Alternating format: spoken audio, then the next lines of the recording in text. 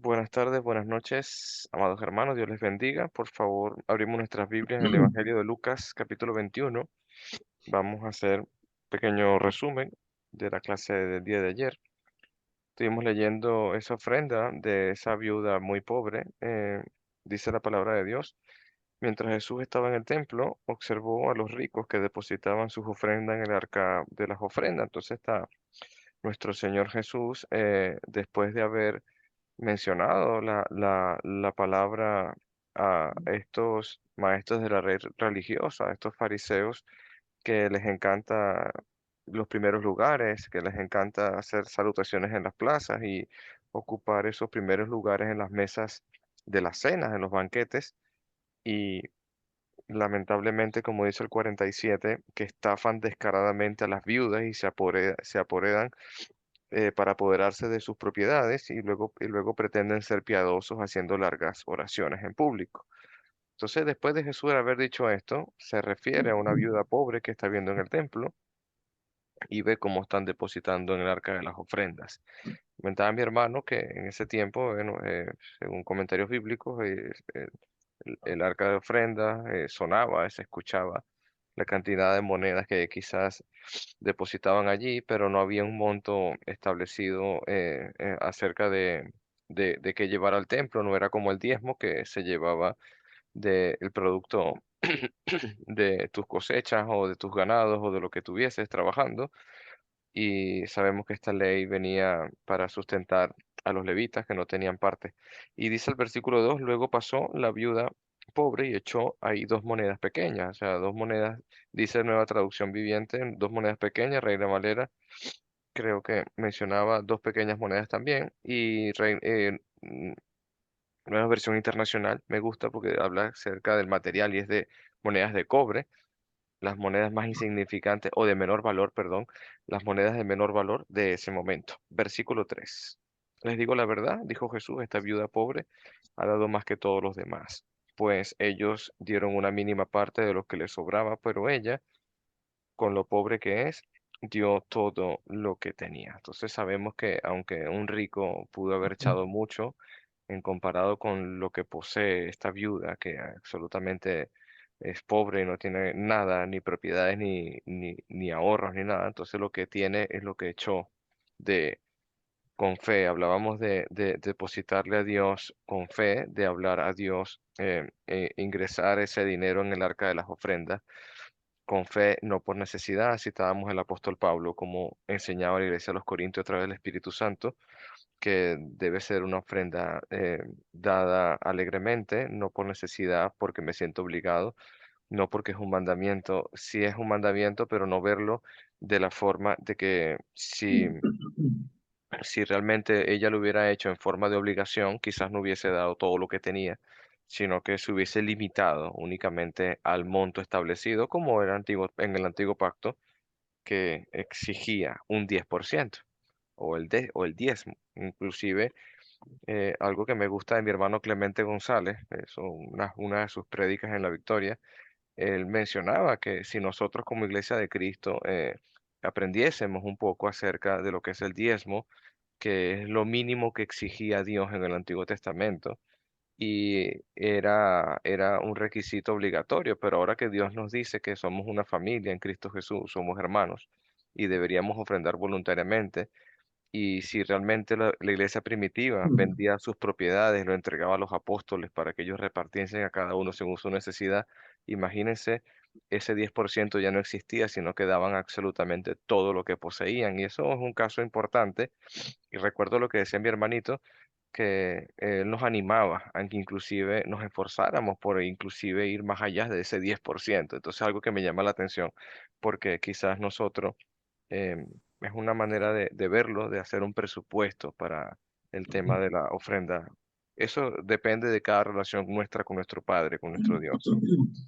Y finalizo, hermanitos, con el contexto que vamos a ver a continuación, que nos mandó a leer nuestro hermano Agustín. Vamos a ver un poco de esos tiempos finales, de esas palabras de nuestro Señor Jesús acerca del futuro.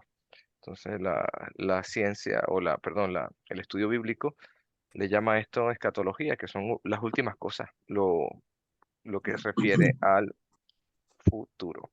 ¿Comentarios? ¿Preguntas? Hermanos, hermanos. Bueno, Agustín, empezamos. Ok, buenas tardes, buenos días, buenas noches. Dios me lo bendiga a todos. Bienvenidos nuevamente. Vamos a continuar entonces estudiando el Evangelio de Lucas. Y como dijo Alejandro, bueno, ya ayer estuvimos viendo sobre la viuda pobre que echó dos blancas, que era la moneda de menor valor en la época. Creo que bastante se discutió sobre eso, se habló bastante sobre eso. Creo que ya, si no hay preguntas o comentarios adicionales, podemos continuar entonces con los siguientes versículos, versículos 5 y 6. Antes de empezar con esos versículos, que viene una parte que ha sido mal interpretada y muchas personas lo han interpretado de diferentes maneras, yo quiero comparar lo que es Lucas con Mateo y Marcos, que es donde sale esta misma historia que está contando Jesús o esta profecía que está hablando Jesús acerca de las cosas que iban a suceder pronto o lo que iba a suceder en Jerusalén. Fíjese que Lucas, si volvemos o recordamos el capítulo 1 en los primeros versículos, la dedicatoria que Lucas hace de su evangelio, él está escribiéndole a Teófilo, a un excelentísimo Teófilo, hermano de la iglesia, me imagino. Pero él dice en el versículo 2 y en el versículo 3 que él investigó con diligencia. Dice, tal como nos lo enseñaron los que desde el principio lo vieron con sus ojos y fueron ministros de la palabra, me ha parecido también a mí, después de haber investigado con diligencia todas las cosas desde su origen, escribírtelas por orden. Escribírtelas por orden, oh excelentísimo Teófilo. Entonces, ¿qué hizo Lucas? Él investigó con los testigos presenciales de todas las cosas y se las escribió aquí en a Teófilo por orden. O sea, él tenía un orden al escribir todas las historias, todos los acontecimientos de Jesús, desde lo que fueron narrados por los que fueron testigos presenciales. ¿Por qué digo esto? Porque tanto Mateo y Marcos, ellos casi engloban toda la historia o todas estas profecías que está hablando Jesús, mientras que Lucas las separa. Fíjese que en el capítulo 17 Lucas, en el versículo 20 en adelante, hasta el versículo 37, Jesús está hablando de la venida del reino. Fíjate que Lucas habla sobre lo que Jesús habló acerca de la venida del reino de Dios, donde eso lo engloba Mateo en el capítulo 24 y Marcos en el capítulo 13, junto con esta que vamos a estudiar o vamos a tratar de estudiar hoy, que es las señales antes del fin, o sea, la destrucción de Jerusalén, y después habla de la venida de Jesús. O sea, se engloba todo, mientras que Lucas separa la llegada del reino, la destrucción de Jerusalén y la venida del Hijo del Hombre. O sea, las tres cosas las separa. Mientras que Marcos y Mateo, ellos engloban tanto la venida del reino como la destrucción de Jerusalén, solamente separan la venida del Hijo del Hombre. Es la única parte que ellos separan. Pero Lucas separa en tres partes. O sea que Lucas hizo trató de escribir las cosas en orden para que nosotros pudiéramos entenderlas mejor. Claro, podemos complementar con Mateo y podemos complementar con Marcos, pero podemos entenderlo mejor con Lucas, creo yo. Creo que lo podemos entender mejor. Entonces, lo primero que vemos en estos primeros en el versículo 5 y versículo 6 es que están en el templo o estaban habían salido del templo, estaban contemplando el templo, que es lo que estaban haciendo en Jerusalén. Jesús estaba en el templo, que fue cuando vio a la viuda que echaba dos blancas y que los ricos echaban mucho. Salen del templo y dice acá que unos que hablaban de que el templo estaba adornado. Ahora, ¿quiénes eran esos unos que hablaban? Lucas no menciona quiénes eran, dice unos, pero Mateo y Marcos sí dice quiénes eran. Mateo dice un discípulo, mientras que Marcos dice los discípulos, habla en plural.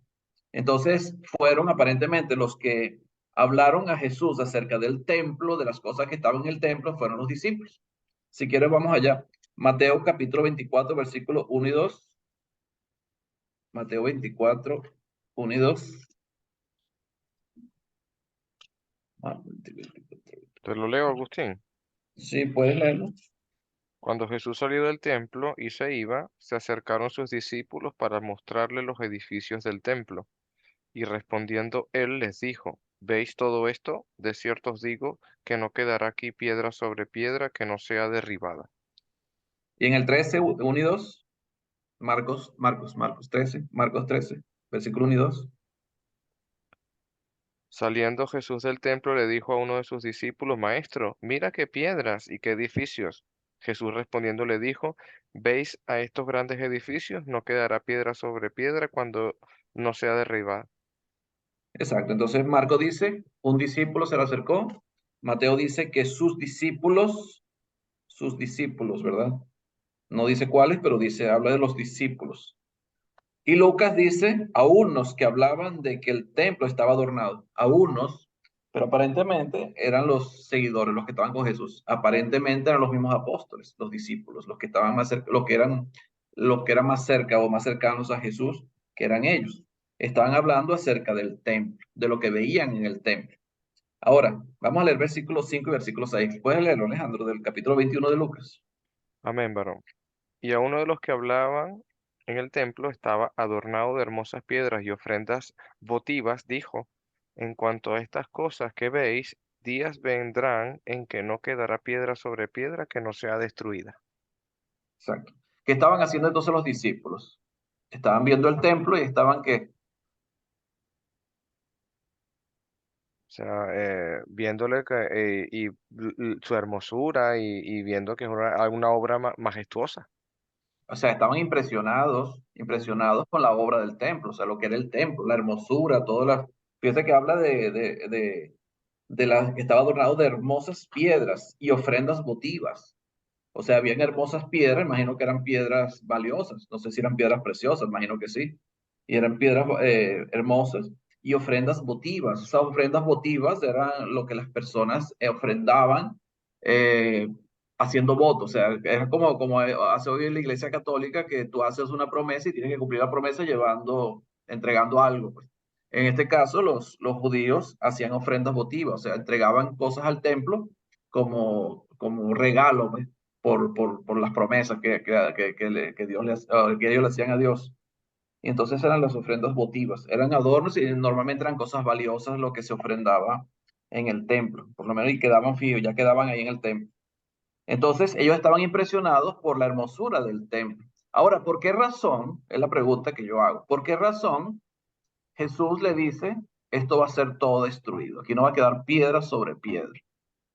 O sea, ¿qué quería hacerles ver a los discípulos? ¿Por qué les dice esto? ¿Qué necesidad tenían ellos de saber esto? Hermano, Dígame, hermano Iván. me parece que si lo conectamos con lo anterior, con lo que, por las riquezas y la viuda da poco, me Ujú. parece que es que como que estaban conectando eso, ¿verdad? Cómo construían los ricos y y luego la, cómo se miran, pues la gente, los lujos, las piedras valiosas, la construcción esplendorosa y lo impresionante y magnífica que se podía ver. Me imagino yo ese templo, porque cuando lo estudiamos allá en Salomón era algo espectacular, pues, y la gente viajaba de lejos a ir a ver cómo era todo eso, ¿va? Y cuando dice que va a ser convertido, digámoslo así, en piedras sueltas, o sea, toda esa hermosura. ¿Sí? Y luego pienso yo que está haciendo una comparación. De esa forma es la riqueza del mundo. Y es que eso es, ¿va? Eso no tiene valor. eh, no es la realidad, porque la realidad de las cosas es lo espiritual. Y yo siento que eso fue lo que hizo la viuda, fue algo espiritual, algo de todo lo que tenía, tenía guardado. No, no, ella fue más rica, pues, porque invierte en el verdadero reino. Entonces me parece que está haciendo eh, que eso no va a permanecer por mucho que se afane una gente de hacer la mejor casa, los mejores edificios, eso va a ser destruido, pues. Es lo que nos dice el apóstol Pedro, va a ser quemado. Entonces, prácticamente, la verdadera, es todo lo que construyamos espiritualmente. Pienso que Correcto. así lo está conectando ahí. Sí. Dios le bendiga. Amén, gracias, hermano Iván. Muy bien. Ciertamente, a ellos les llamaba la atención el templo, porque aparentemente, según lo que estás diciendo acá, era hermoso. O sea, era hermoso y tenía piedras preciosas, o sea, estaba bien adornado. Y eso les gustaba a ellos, un templo hermoso. Ahora, ¿qué nos gusta a nosotros? ¿Realmente nos gusta un sitio hermoso? Claro que sí nos gusta, ¿verdad? ¿Has visto esos locales gigantes, bien bonitos, bien adornados? Pero ¿de qué sirve un templo hermoso? ¿De qué sirve una casa hermosa? ¿De qué sirve un local hermoso si las personas que están dentro no son hermosas? Digo, espiritualmente. ¿Qué estaba pasando en el templo? ¿Quién eran los líderes religiosos de la época? ¿Qué hacían ellos? ¿Qué estaban enseñando? Entonces, muchas veces nos llama la atención lo que nos llama la atención con la vista, nuestros gustos.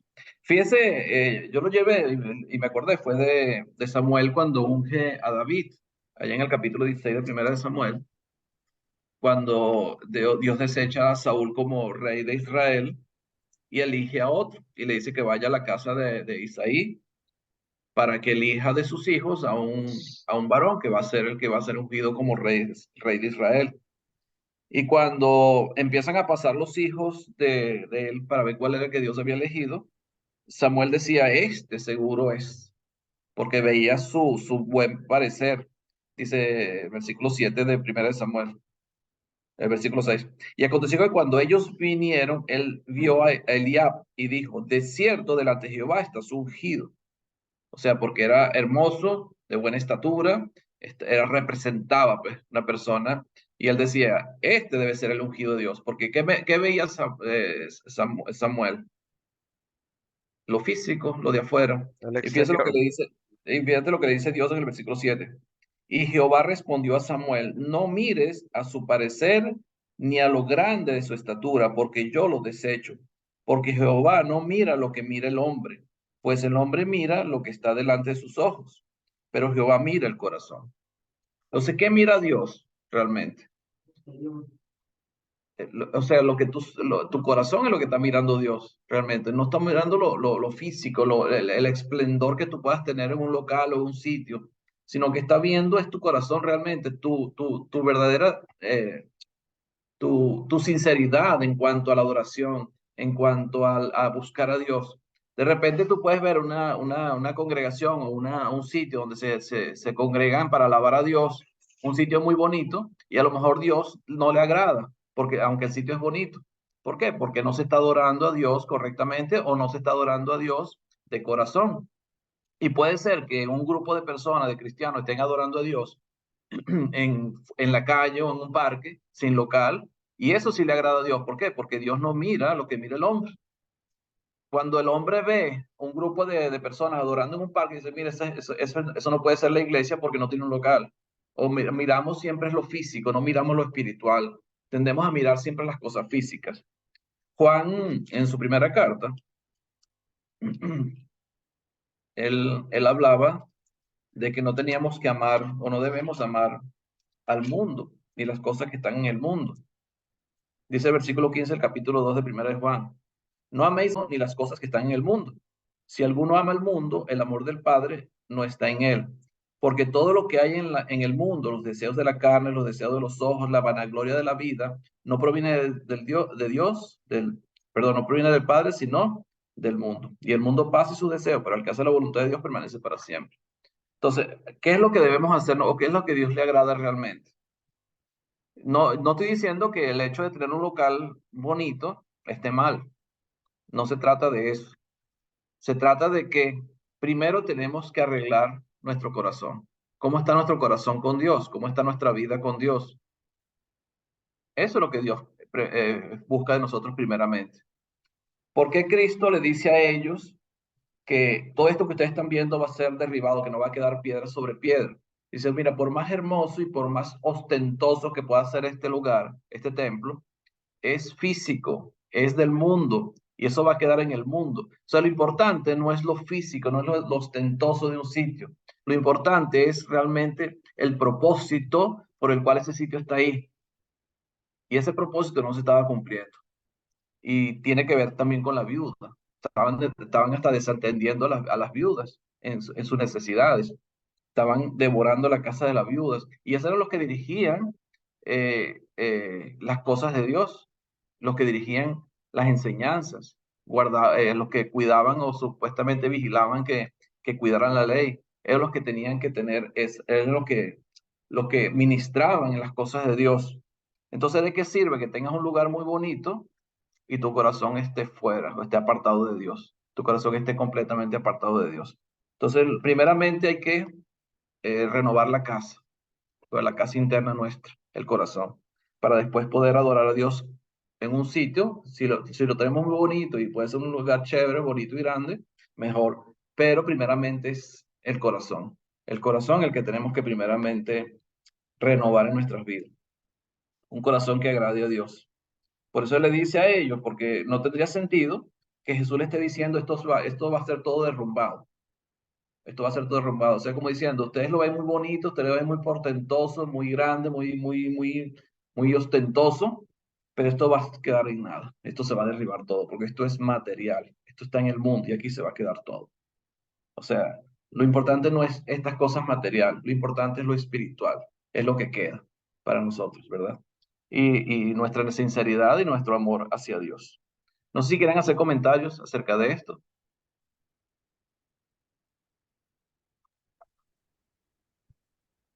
Hermano Lenín, Sí, hermano, bueno, pues usted lo ha descrito de la mejor manera, hermano.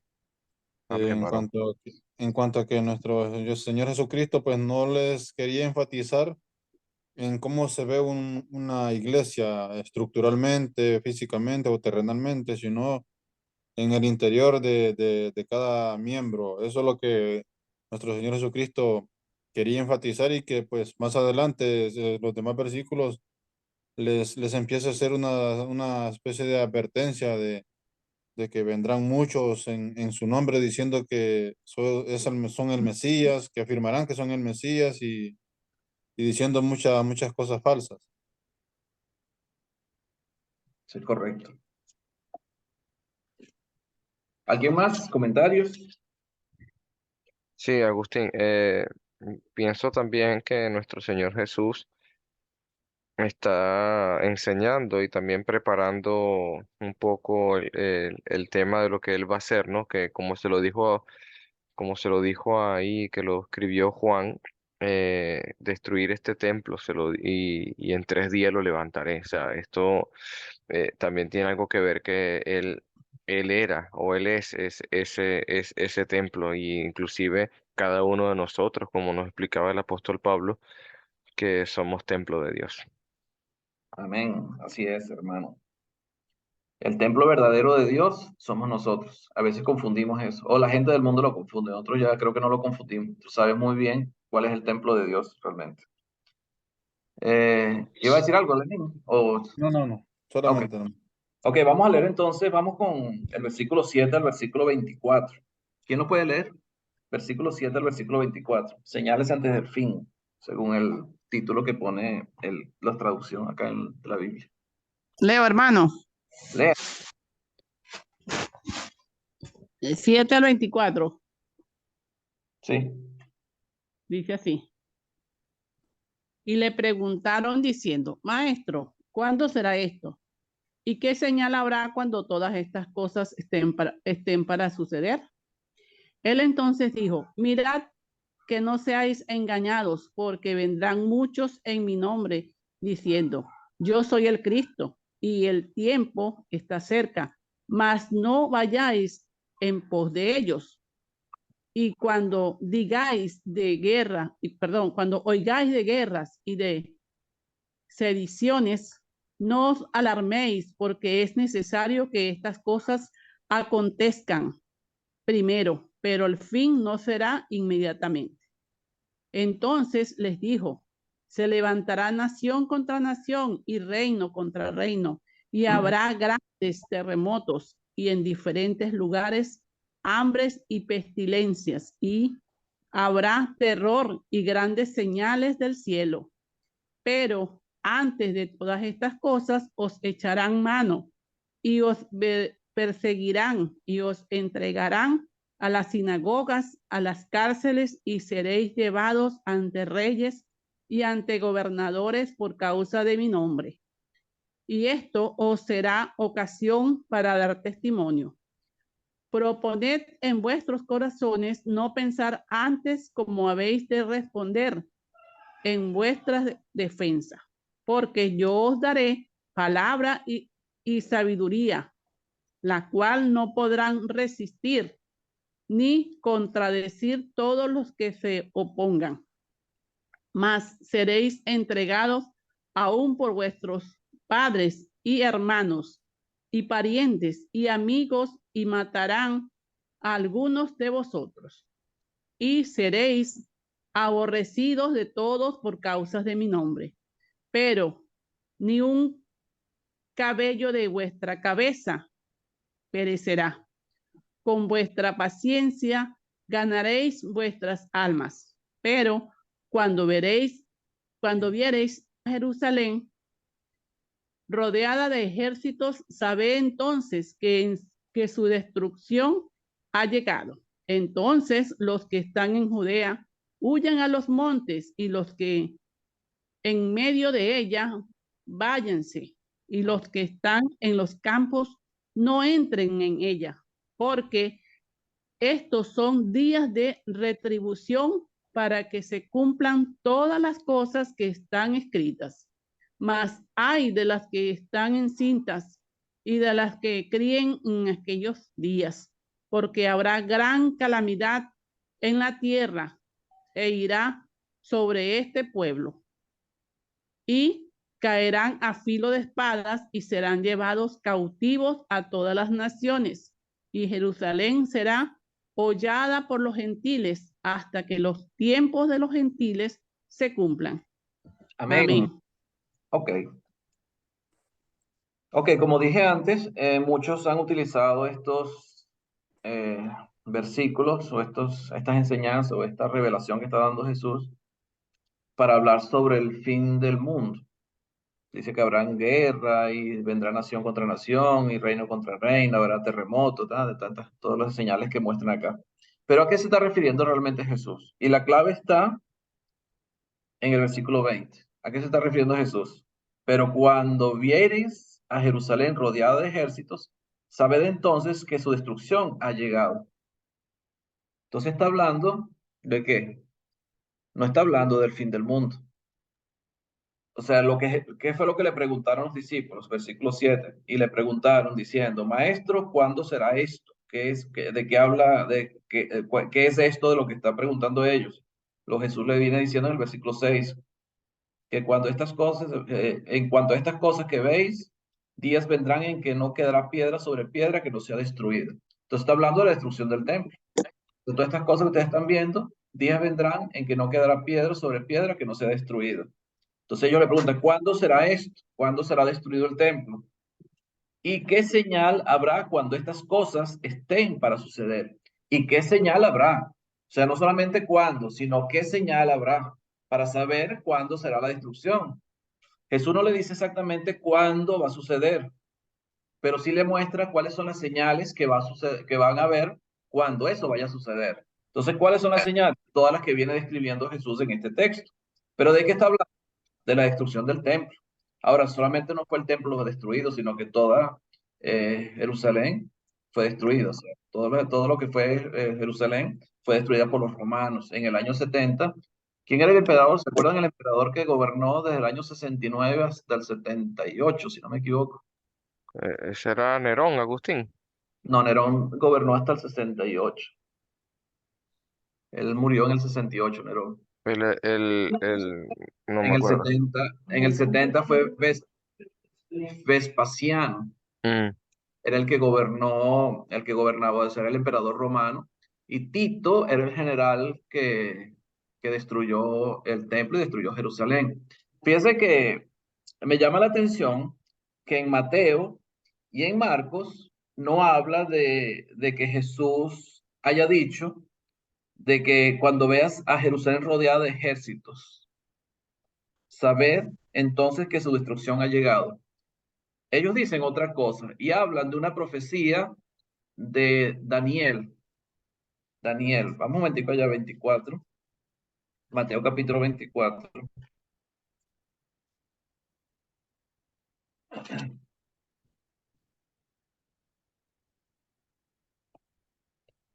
Versículo 15. Dice, por tanto, versículo 15. Cuando veáis en el lugar santo la abominación desoladora de que habló el profeta Daniel, el que le entiende, entonces los que estén en Judea huyan a los montes. ¿Cuál era la desolación o la de la que hablaba Daniel? Dice, la desolación, la abominación desoladora de la que habló Daniel. Si nos vamos a Daniel en el capítulo 9, versículo 27, habla de una desolación o de una abominación desoladora. Bendigo a Daniel, capítulo 9, versículo 20, capítulo 9, versículos 9, 27, versículo 27. Vamos a leer el versículo 26. Y después de las 62 semanas se quitará la vida al Mesías, mas no por sí. Y el pueblo de un príncipe que ha de venir destruirá la ciudad y el santuario, y su fin será con inundación, y hasta el fin de la guerra durará las devastaciones. Y por otra semana confirmará el pacto con muchos, y la mitad de la semana hará cesar el sacrificio y la ofrenda. Después, con la muchedumbre de las abominaciones, vendrá el desolador, hasta que venga la consumación y lo que está determinado se derrame sobre el desolador. Entonces está hablando, primero habla del sacrificio de Jesús, después habla de que vendría la desolación, pero después del sacrificio de Jesús, después que Jesús es crucificado, después de que es entregado, después de eso es que viene, dice después la otra semana es que viene la desolación. ¿Cómo viene esa desolación? Cuando cesa el sacrificio y la ofrenda. Ahora, ¿cómo cesa el sacrificio y la ofrenda? Según lo que dice Lucas, Jerusalén va a ser rodeado de ejércitos, rodeado de ejércitos. Sabed entonces que la destrucción ha llegado. O sea, en el momento que vienen los romanos y destruyen el templo, destruyen Jerusalén y el templo, ahí cesa la ofrenda y cesa el sacrificio. No por el sacrificio de Jesús, porque cuando Jesús, aunque murió en el año 33 aproximadamente, continuó el templo funcionando, el templo siguió funcionando y siguieron ofreciendo sacrificios, siguieron haciendo los mismos ritos que se hacían, eran hechos por los judíos. Eso no había cesado. Eso cesa en el momento que destruyen el templo, que destruyen Jerusalén y ellos son llevados cautivos, ¿verdad? Ahora, ¿por qué Roma destruye Jerusalén? Por las sediciones que se habían levantado en contra del imperio.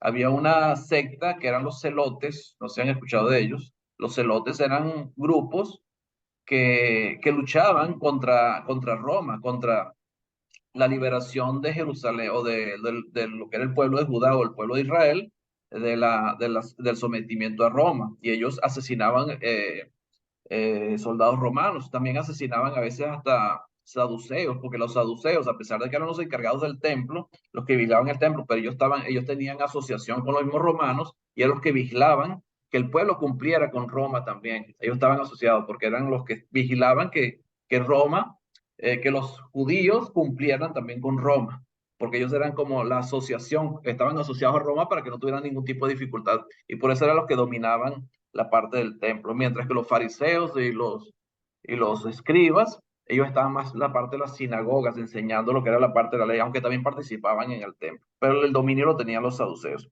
Y estos celotes, ellos eran grupos armados, eran grupos violentos que trataban de hacer sediciones contra Roma. Llegó un momento que las sediciones fueron creciendo tanto que Roma tuvo que invadir Jerusalén para acabar con eso. Y fue lo que sucedió, y destruyeron el templo y destruyeron la ciudad, y bueno. Y es lo que Jesús estaba prediciendo que iba a suceder.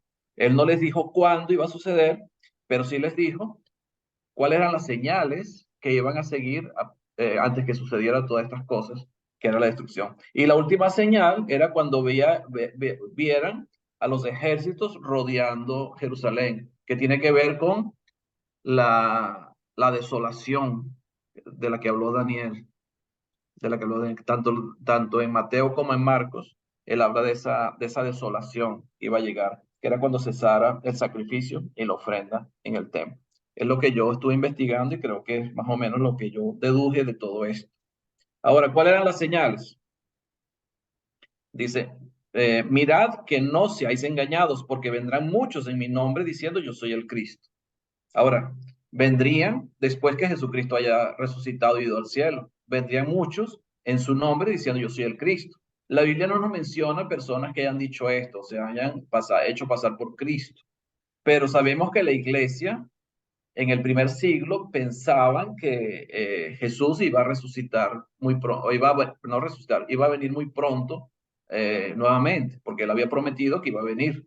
Ellos nunca pensaron que Jesucristo iba a tardar más de 2000 años, porque ya tenemos 2000 años y todavía no ha venido. Iba a tardar más de 2000 años en regresar. Entonces, ¿qué es? Al mejor se presentaban personas haciéndose pasar por el Cristo, como hoy en día también sucede.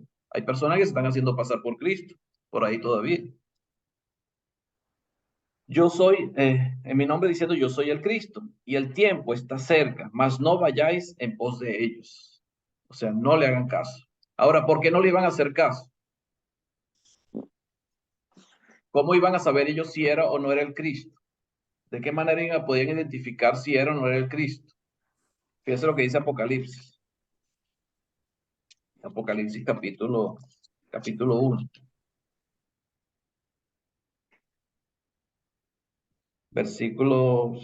Vamos a leerlo el versículo 6. Dice, y nos hizo reyes y sacerdotes para Dios su Padre. A él sea la gloria e imperio por los siglos de los siglos. Amén. He aquí que viene con las nubes, y todo ojo le verá, y los que lo traspasaron, y todos los linajes de la tierra harán lamentación por él. Sí, amén. Dice que todo ojo le verá cuando él venga por segunda vez. O sea que estos supuestos Cristos que han venido, no todo ojo lo ha visto. O sea, simplemente pocas personas o no las multitudes de las personas lo han visto, sino que muy pocas personas lo ven. Ellos simplemente se hacen pasar por el Cristo que esté viniendo nuevamente y dice el tiempo se acerca. Dice, y cuando oigáis de guerras y de sediciones, oigáis de guerras y de sediciones, ¿cuáles son las sediciones? ¿Cuáles eran las guerras que estaban sucediendo? Lo que hablé, lo que dije hace rato, ¿verdad? Era el pueblo de Israel nunca estuvo de acuerdo con estar sometido a Roma. Ellos eran el pueblo de Dios y para ellos ellos no concebían que el pueblo de Dios pudiera ser esclavo o estar sujeto a una nación pagana como era el Imperio Romano en ese momento. Por tanto, habían esos grupos que formaban sediciones y guerras en contra del mismo Imperio Romano, y entre ellos eran los celotes. Dice que Judas era celote. Judas era celote. Es lo que dice, no sé si será verdad. Dice, y cuando hagáis de guerras y de sediciones, no os alarméis, porque es necesario que estas cosas acontezcan primero, pero el fin no será inmediatamente. Entonces les dijo, se levantará nación contra nación y reino contra reino. Habrán guerras y habrá grandes terremotos y en diferentes lugares hambres y pestilencias y habrá terror y grandes señales del cielo. ¿Cuáles son? Si hubo terremotos o no hubo terremotos, si hubieron pestilencias, hambre, o hubo terror y grandes señales del cielo, la Biblia no lo menciona. Pero según lo que Jesucristo nos está diciendo, eso iba a suceder antes del fin. ¿Y el fin de qué fin está hablando Jesús? Del fin del templo y de Jerusalén. Pero antes de todas estas cosas os echarán mano y os perseguirán y os entregarán a las sinagogas y a las cárceles y serás llevado ante reyes y ante gobernadores por causa de mi nombre. Esto sí está escrito. ¿A quién le está hablando Jesucristo primeramente? A sus discípulos, a los discípulos, a los que lo estaban siguiendo. En este caso eran los apóstoles, que eran su grupo más íntimo. Entonces dice que antes de todas estas cosas echarán mano de ustedes. Y vemos que cuando empezamos a ver el libro de Hechos, vemos que todas estas cosas están cumpliendo. Cuando empiezan a meter preso a Pedro, a Juan y pues ya matan a Jacobo y bueno, y por ahí van. Empiezan después vemos al mismo apóstol Pablo defendiéndose, ¿verdad?, ante los reyes, hablando sobre el evangelio, es ocasión de dar testimonio y vemos a Pablo dando testimonio del evangelio ante reyes, y eso es lo que está diciendo Jesús aquí. O sea, todas esas cosas sí lo tenemos escrito y vemos que se cumplieron. Dice, y esto os será ocasión para dar testimonio, que fue lo que ellos hicieron. Ellos cuando estaban presos, ellos daban testimonio de Cristo, de quién era Cristo, de que Cristo había resucitado. Ellos nunca dejaban de predicar. Dice, proponed en vuestros corazones no pensar antes cómo habéis de responder en vuestra defensa, porque yo os daré palabra y sabiduría, la cual no podrán resistir ni contradecir todos los que se opongan. Y vemos cómo el caso, por lo menos, en el capítulo 26 de Hechos los Apóstoles. Bueno, vemos la defensa de Agripa, ¿verdad? Y el mismo Agripa le dice a Pablo, por poco me persuades. O sea, no podían resistir la sabiduría que el Espíritu Santo estaba dándole a estos hombres de Dios para dar testimonio acerca de ellos. Ajá.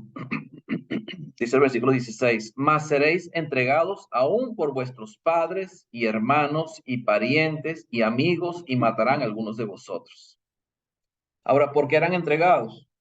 Hubo mucho terror, por lo menos en el tiempo de Nerón, antes que llegara el año 70, en el tiempo de Nerón, hubo mucha persecución contra los cristianos, porque Nerón se quería erigir como Dios, y el hecho de que tú no reconocieras a Nerón como el Dios era ocasión para ser perseguido hasta muerto. Entonces todo el mundo tenía miedo, o sea, todo el mundo tenía miedo. Entonces, ¿qué hacían ellos?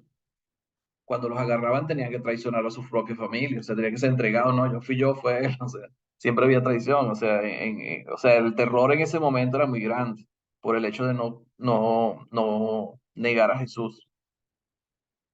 Dice, seréis entregados aún por vuestros padres y hermanos y parientes y amigos, y matarán a algunos de vosotros. Y vemos ese ejemplo en Jacobo, vemos ese ejemplo en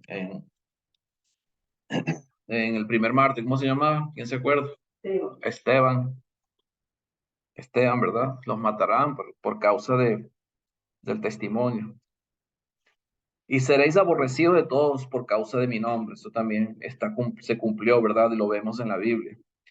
Pero ni un cabello de vuestra cabeza perecerá. Y esta es clave, ¿verdad? Versículo 18.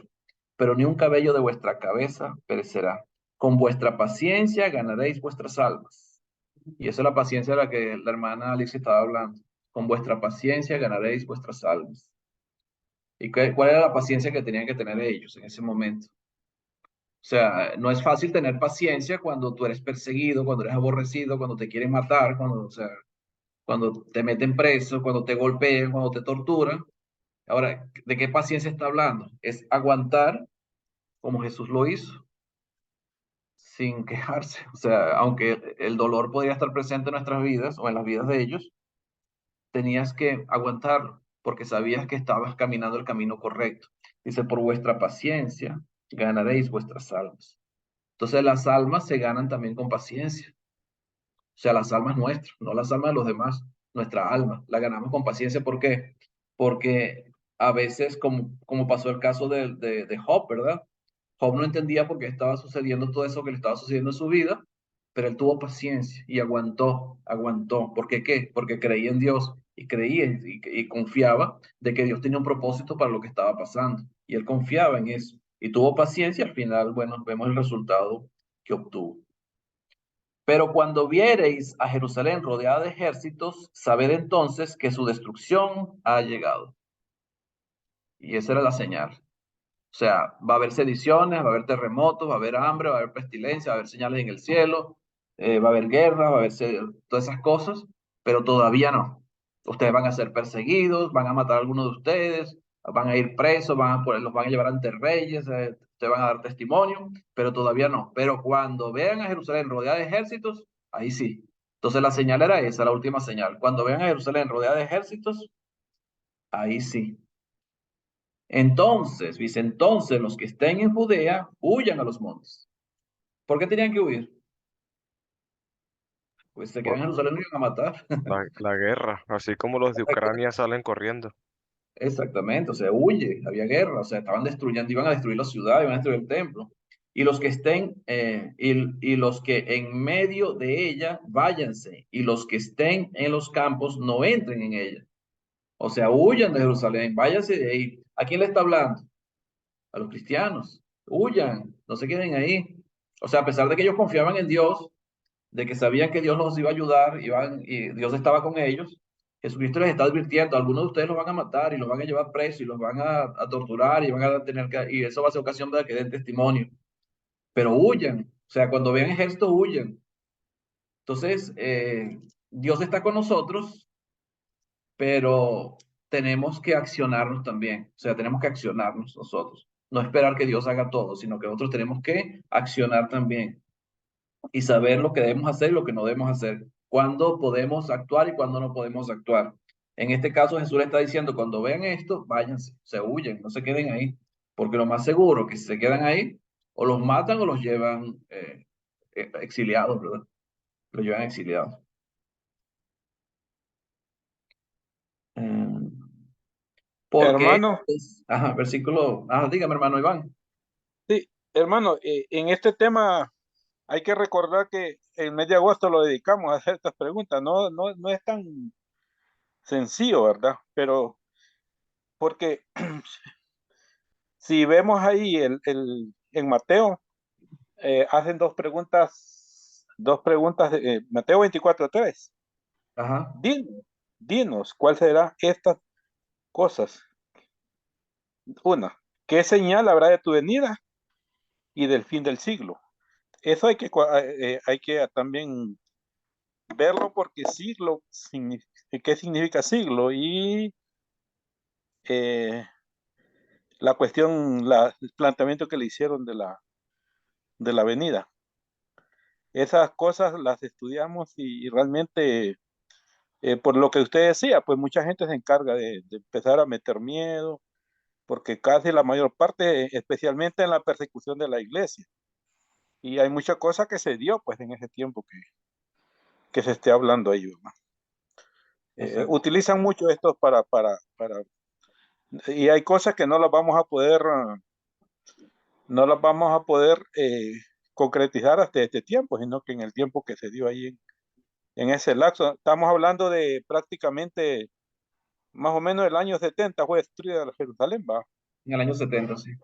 Entonces es un lapso pequeño en relación con todo lo que quieren decirlos, especialmente lo que utilizan para manejar un tipo de doctrina. Ujú. Eh, esto es bien complicado. ¿Va? Por eso estuvimos estudiando ese tema, como quien dice, para los que se dedican a eso, especialmente, que solo ellos paran estudiando hasta las comas, puntos y todo, sacan del hebreo. Entonces es para ponernos de acuerdo en esos aspectos. Dios le bendiga, hermano. Gracias, hermanito. Yo iba a hacer referencia a Mateo, ¿verdad? En el capítulo 24, las preguntas que le hacen, se complementa cuáles fueron las preguntas que le hicieron los discípulos a Jesús, no solamente las que dice Lucas. Aquí simplemente le pregunto, o sea, aquí Lucas solamente hace referencia a lo que él está escribiendo acá, ¿verdad? Pero no hace referencia al versículo 25 en adelante. Aquí simplemente le dice cuándo serán estas cosas y qué señal habrá de esto, de que esto va a suceder. Pero en Mateo, él hace las tres preguntas. O sea, las tres preguntas, y entre ellas está ¿qué señal habrá de tu venida y del fin del siglo? Entonces, le están haciendo esa pregunta, o sea, cuando tú vengas otra vez. O sea, ¿cuándo tú vas a venir otra vez? Eso lo iba a hacer referencia cuando empecemos el versículo 25, pero ya creo que no va a dar tiempo hoy, será para el lunes. Pero la piedra de tranca, yo sé, yo también escuché ese estudio que hicieron en agosto, pero todo el mundo se tranca cuando llegan al versículo 32 del capítulo 21 de Lucas, igual que está en Mateo, igual que está en Marcos. En Marcos también salen esos versículos igual. Dice, de cierto os digo que no pasará esta generación hasta que todo esto acontezca. O sea, el punto de inflexión, el punto de tranque es ahí. O sea, dice, bueno, que no lo quería explicar ahorita porque no hemos llegado ahí. Pero ¿qué es una generación? ¿Qué entendemos nosotros por generación? Y eso es lo que quiero que investiguen también para el lunes. ¿Qué es una generación? ¿A qué se estaba refiriendo Jesús por generación? Y buscar la palabra generación en otras partes de la Biblia, a ver lo que se refiere también. Y siglo, ¿qué se refiere siglo? El fin del siglo. Cuando Jesús habla del siglo venidero, de este siglo y del siglo venidero, que es algo que ya estudiamos también, ¿a qué se está refiriendo? Porque para nosotros un siglo son 100 años. Ahora, para Jesús, ¿qué significa este siglo y el siglo venidero? El fin del siglo, ¿qué significa? ¿De qué siglo está hablando? Entonces, la generación también está hablando de algo más que los 40 años que dura una generación, entre 40 y 70 años. O sea, tiene que estar hablando de algo más diferente a lo que nosotros entendemos como una generación. Y lo vamos a ver, pero eso no lo vamos a ver ahorita. Vamos a terminar de ver el versículo 22 hasta el versículo 24. Dice el versículo 22, porque estos son días de retribución para que se cumplan todas las cosas que están escritas. Estos son días de retribución. ¿Qué es una retribución? ¿Y por qué estos son días de retribución? ¿Y de qué días está hablando Jesús? Él está hablando de la destrucción de Jerusalén, que esa destrucción de Jerusalén y del templo son días de retribución. ¿Cuáles son esos días de retribución y qué significa retribución? Yo creo que la palabra retribución la hemos escuchado mucho. Dime, Eh, Alejandro. Nueva traducción viviente, Agustín, te lo leo un momento. Dice, pues serán días de venganza de Dios y las palabras proféticas de las escrituras se tienen que cumplir. Se puede utilizar como venganza, como castigo, pero ¿por qué se da una retribución? Fíjese que en Primera de Tesalonicenses, en el capítulo 1, habla de que Dios va a venir, o sea, Jesucristo va a venir con sus ángeles en llama de fuego para dar retribución a los que no conocieron a Dios ni obedecen al Evangelio de nuestro Señor Jesucristo. Yo creo que lo hemos leído bastante. O sea, él va a venir, exacto, pero una retribución, ¿qué significa una retribución? Como el Si tú pago. me haces, si yo te hago un favor a ti, tú me lo retribuyes, pero tú no retribuyes algo que tú no hayas recibido primero. O sea, para que tú retribuyas, tú tienes que haber recibido algo. Entonces, dar algo de acuerdo a lo que tú recibiste. Es dar algo de acuerdo a lo que tú recibiste. Eso es la retribución. No simplemente es castigo. Si tú me pegas, ¿qué retribución puedes recibir de mí? Si tú me tratas con amor, ¿qué retribución puedes recibir de mí? Pero tiene que ser eso, o sea, tiene que estar eso. O sea, lo que tú hiciste, ¿qué es lo que yo te tengo que dar a ti? Entonces, ¿qué estaba pasando en Jerusalén? ¿Qué estaba haciendo el pueblo de Israel? O por lo menos los líderes religiosos. Primero negaron a Jesús, terminaron crucificándole, ¿verdad? Y no solamente se conformaron con negar a Jesús, no aceptarlo, no recibirlo, crucificarle, matarle, inventar acerca de su resurrección, donde decían que él no había resucitado, sino que buscaron testigos falsos, que fueron los guardias que estaban velando la tumba, para que ellos dijeran que él no había resucitado, sino que ellos se habían quedado dormidos y ellos se quedaron dormidos y vinieron los discípulos y se robaron el cuerpo. Y eso era lo que la voz que se corría en ese momento. Y hasta el día de hoy dice la Biblia que todavía piensan eso, que fueron los discípulos que se robaron el cuerpo, porque algo que ellos no pueden negar es que la tumba estaba vacía, pero dicen que fue el cuerpo que se lo robaron. Entonces, no solamente crucificaron a Jesús, lo negaron, no lo recibieron, inventaron acerca de su resurrección que no existió, persiguieron a los cristianos, perseguían a las iglesias, mataban a los cristianos, ellos mismos, los judíos, ni siquiera los romanos, sino los mismos judíos. Entonces, ¿qué retribución merecen ellos? ¿Qué hicieron ellos a favor de Dios? O sea, ellos merecen, o sea, entonces la retribución que ellos merecen es un castigo, porque hicieron lo malo ante Dios. Entonces, si tú haces lo malo ante Dios, Dios no te puede recompensar con amor, te tiene que recompensar con castigo, que es lo mismo que en Tesalonicenses cuando viene Jesucristo por segunda vez en llama de fuego para dar una retribución. Ahora, ¿retribución a quiénes se la va a dar? A los que no conocieron ni obedecen al Evangelio. O sea, si tú no obedeciste al Evangelio, tú vas a recibir ¿qué? Castigo. porque hiciste lo malo, o sea, no quisiste obedecer a Dios, los cuales sufrirán pena de eterna perdición, dice allá en 1 Tesalonicenses. Pero la retribución también pueden ser cosas buenas. Fíjate en Isaías capítulo 35, versículo 4. Dice, decid a los de corazón apocado, esforzaos, no temáis, he aquí que vuestro Dios viene con retribución, con pago. Dios mismo vendrá y os salvará. O sea, es una retribución positiva. No es una retribución de venganza ni de castigo, sino positiva. ¿Pero por qué? Porque si tú haces lo bueno ante Dios, Dios te retribuye con cosas buenas. Pero si tú haces lo malo ante Dios, la retribución es mala. Entonces aquí Lucas cuando escribe, él dice que estos son, bueno, Lucas escribe lo que Jesucristo mencionó y eso también lo dice en los otros evangelios, que estos son días de retribución para que se cumplan todas las cosas que están escritas. Eran días de castigo. ¿Por qué? Porque el pueblo de Israel hizo lo malo ante Dios y Dios decidió acabar y exterminar, ¿no?, de lo que era el templo y Jerusalén por medio de los romanos.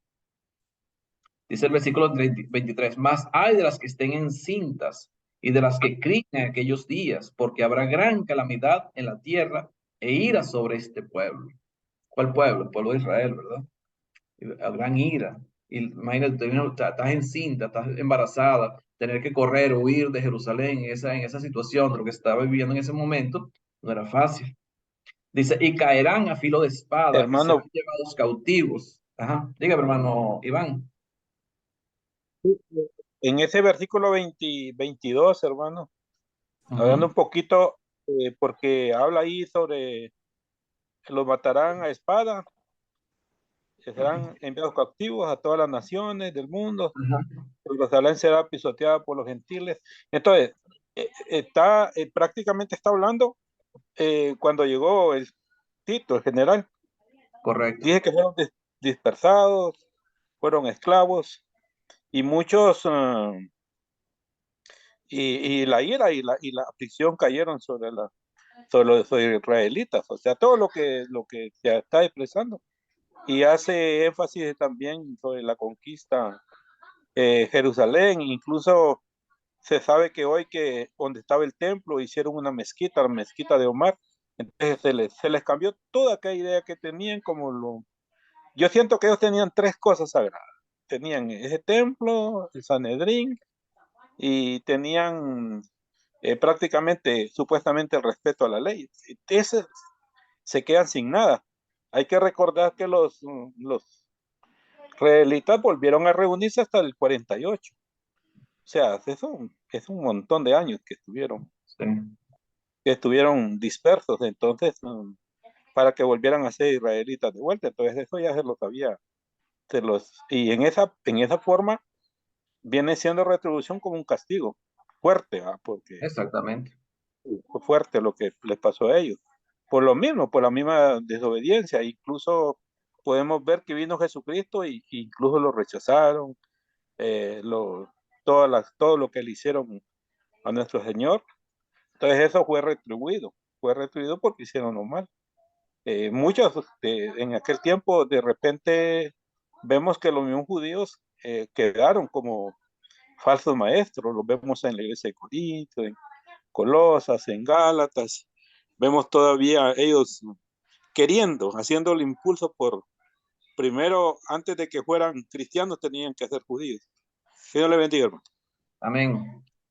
Sí, bueno, yo llegué a escuchar estudios sobre esa mezquita y ellos dicen que esa es la abominación desoladora de la que habló Daniel, esa mezquita, pero si esa fuera la abominación desoladora, entonces no se está cumpliendo, no se había cumplido todavía esto que Jesucristo está hablando, y aquí está hablando simplemente de Jerusalén rodeada de ejércitos, y sabemos que eso sucedió en el año 70, o sea, eso no es que va a suceder, sino que ya sucedió. O sea, que esa mezquita es otra cosa, eso ya, porque ya Jerusalén deja de ser aunque era la nación santa, era el pueblo, la ciudad santa, ya el pueblo de Israel no es el pueblo de Dios, no es el pueblo santo de Dios. Hoy en día, ya después que Jesucristo vino al mundo y murió por nosotros, ya el pueblo de Dios es la Israel espiritual, que es la iglesia. porque al final nosotros somos el pueblo de Dios, no Israel. Ya Israel no es el pueblo de Dios, somos nosotros, los cristianos, los que hemos obedecido al Evangelio de nuestro Señor Jesucristo. Entonces, más preguntas o comentarios. Bueno, y entonces termina el versículo 24, que muchos serán llevados cautivos, caerán a filo de espada, Jerusalén será hollada por los gentiles hasta que el tiempo de los gentiles se cumpla. Sí, va a ser hollada por los gentiles. Entonces ahí está la abominación desoladora de la que habló Daniel, porque iba a cesar los sacrificios, iba a cesar la ofrenda, porque todo eso iba a ser destruido. Desolación total, lo que iba a suceder en Jerusalén. Y eso tenía que ver con el mismo comportamiento de los mismos judíos, ¿verdad? Que rechazan al Mesías que les fue enviado, pero ellos decidieron no creer en ese Mesías a pesar de todas las señales y los prodigios y todas las cosas que Jesús hizo en el mundo. ¿Ok? ¿Comentarios? Sí, ¿Preguntas? Agustín, me hiciste pensar algo, hasta en eso el Señor Jesús, nuestro Dios, los venció, hasta en eso, que aunque el mundo está en guerra, en prisiones, en cárceles, en terremotos, como está envuelto un caos como lo tenemos, Dios nos dio el templo, nosotros mismos. O sea, no hay forma de separarnos de Dios. Y eso el apóstol Pablo lo que explicaba. Y leyendo estos textos, como tú bien decías, ¿no? ¿Cómo es que meditar y pensar lo que pasó Pablo? O sea, vivirlo en la carne, vivir una profecía en tu propia vida. O sea, el apóstol Pablo vivió lo que el Jesucristo nos plantea aquí en Lucas 21. El apóstol Pablo luego enseñando, ¿no? Libremente cómo Dios lo protegió en esa casa de alquiler durante tanto tiempo y bueno, él escribiéndole a Timoteo y escribiéndole a Tito y a Filemón y vemos todas las cartas de Pablo. Entonces, ahí es cuando yo digo, ¿en quién he creído? Hemos creído en el unigénito del Padre. Eso es una bendición y excelente, hermano. Muchas gracias. Amén. ¿Algo más, Agustín, que añadir? No, ya por hoy, ya vamos, yo creo que ya por hoy, creo que no, porque ahora vamos con el versículo 25 hasta el versículo 37. Que esto yo sí creo que es la venida de Jesucristo. Amén, Muchos varón. dicen que todo este texto tiene que ver con la destrucción de Jerusalén, pero si así fuera, entonces el versículo 27 no lo podríamos entender. Entonces verán al Hijo del Hombre que vendrá en una nube con poder y gran gloria. O sea, si yo veo a Jesús viniendo en una nube, es porque es su segunda venida, a menos que él haya venido en secreto y nadie lo vio. Pero aquí está mencionando de que verán al Hijo del Hombre venir en una nube. Y es lo mismo que habla Apocalipsis, capítulo 1. Vemos al apóstol Pablo allá en primera de Tesalonicenses, ¿verdad? Capítulo 5, si no recuerdo mal, hablando de eso, de que él va a estar en el cielo y vamos a estar con él en el aire para siempre.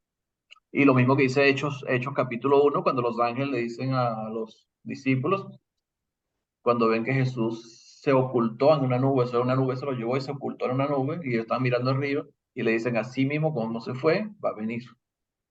Y eso lo vamos a ver el lunes, de todas maneras. Amén. Y vamos a ver de qué trata esa generación, que no pasará esta generación hasta que todo esto acontezca. ¿Y qué es todo esto que va a acontecer? Amén, hermanito. Gracias, hermano Agustín. Vamos a parar aquí.